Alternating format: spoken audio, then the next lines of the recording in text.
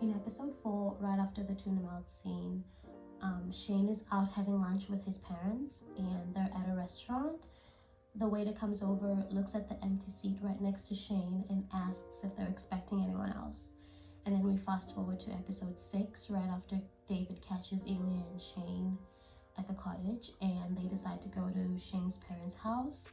They end up having lunch together and the seating is very similar to how it looked at the restaurant, except now the empty seat right next to Shane is filled because Ilya is sitting next to him.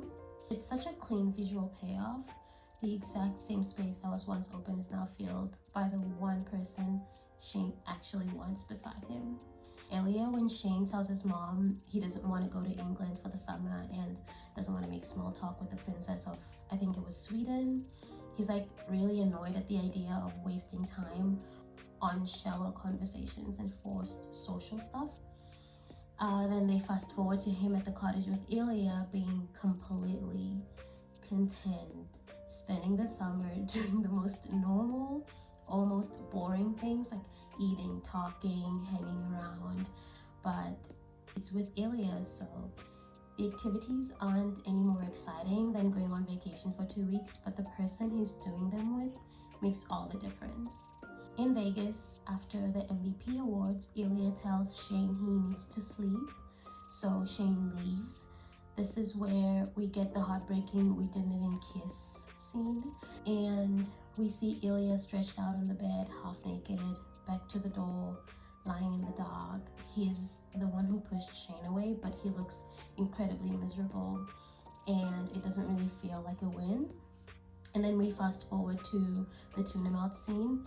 Shane is the one that walks out this time, and again we see Ilya stretched out half naked back to the door, and it's basically the same body position, but the emotional context is flipped. In Vegas, Ilya chooses distance.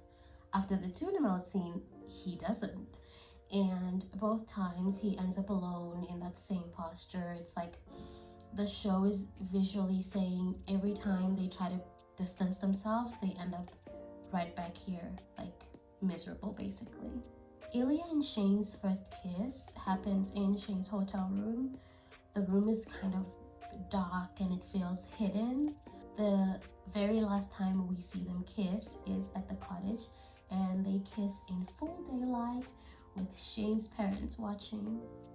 Another thing that happens in the dark is at the MVP awards. When Shane goes up to Ilya's room, he's sort of freaked out by how big the windows are, and Ilya sort of drags a chair to the next room, which has less windows. And I love how when they're at the cottage, Ilya doesn't want the bedroom shades down. He specifically wants them open.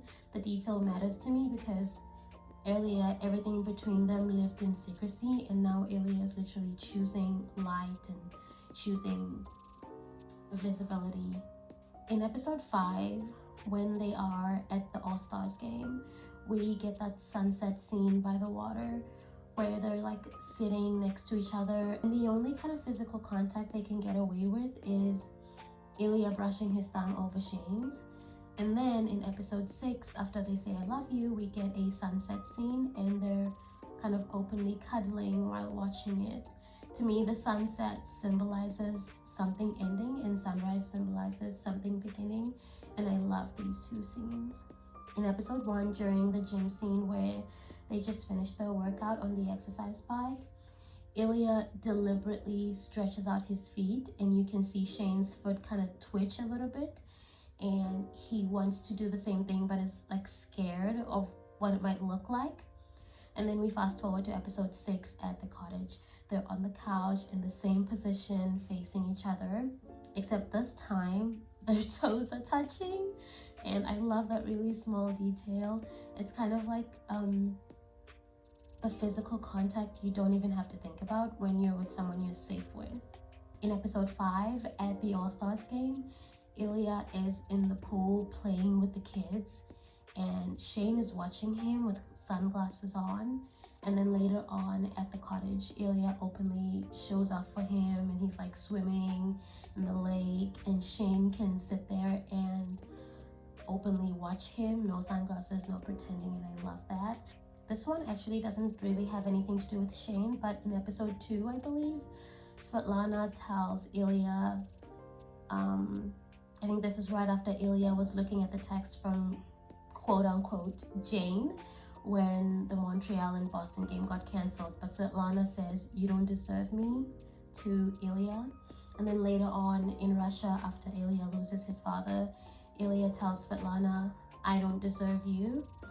And Svetlana says, "You do, you just don't want me." It, to me, exposes that underneath the cockiness and the show he puts on for the league and for the fans, he actually believes he's not good enough. It connects back to his father calling him lazy in episode 1, and then Ilya repeating that word about himself during the tuna mouth scene where Shane says, "I don't know that part of you at all." He kind of internalizes that criticism and uses the cockiness as a shield. And then finally, I love the line progression from "we didn't even kiss" to "give me kiss" at the cottage. But yeah, all of these are just what I've noticed. I know there are so many other callbacks and parallels, but what makes all of this work is that the show doesn't really explain it to you. It just repeats images and lets you notice the distance is shrinking and the light is changing and the body language is softening. And it's not just that they fall in love, it's that every parallel shows you exactly how they get there, and I love that about this show. So yeah, if you have any you'd like to point out, leave them in the comments and I'll be happy to read them.